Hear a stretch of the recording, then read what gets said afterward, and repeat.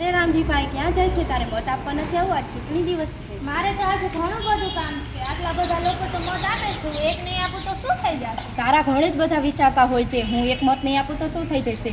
તે ઓલી રાજાવાળી વાર્તા નથી સાંભળી, જેમાં રાજાએ બધાને દૂધનો લોટો લાવવાનું કીધું હતું, પણ બધાએ એમ વિચાર્યું કે હું એક પાણી લઈ જઈશ તો શું થશે, અને સવારે દૂધની બદલે પાણી હતું. તો ચાલો આપણે વોટ દેવા જઈએ. અરે તમે ક્યાં જાઓ છો? શેની વાતો કરો?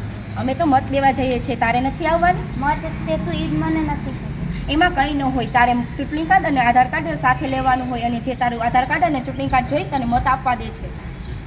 મારે તો જિલ્લા પંચાયતે મત દેવા જવાનું છે, તો મારે શું કરવાનું? તારે જિલ્લા પંચાયતને મત દેવાનું હોય તો તારે બે મત આપવાના હોય છે, જેમાં તારે એક તાલુકા પંચાયતને એક જિલ્લા પંચાયતને આપવાનું. મારે તો મહાનગરપાલિકામાં છે, તો મારે શું કરવાનું? તારે મહાનગરપાલિકાને મત દેવું છે એટલે તારે 4 મત આપવા પડશે.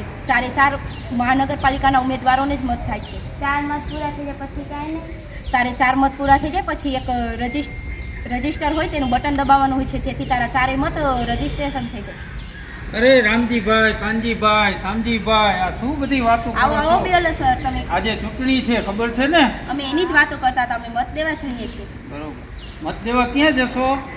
એ તો ખબર છે અમને તમને? ખબર જ નથી. ના, એ તો ચાલો મને ચાલો, ખબર હું નથી. તો આપણે માધાપરવાડી કુમાર શાળામાં બૂથ છે, ત્યાં આપણે મતદાન કરવાનું છે. હું તમને બૂથ બતાવું. તો ચાલો બતાડો. હા, ચાલો બતાવું. મારો અધિકાર, મારો મત, મારો અધિકાર, મારો મત. મારો અધિકાર. ચાલો કરીએ મતદાન, દેશને બનાવીએ મહાન, ચાલો કરીએ મતદાન. દેશને બનાવીએ મહાન. જે મત આપે, તે વિકાસ માગે, જે મત આપે, તે વિકાસ માગે. આપણો વોટ, આપણું તાકાત, આપણો વોટ, આપણી તાકાત, મારો મત. મારો અધિકાર.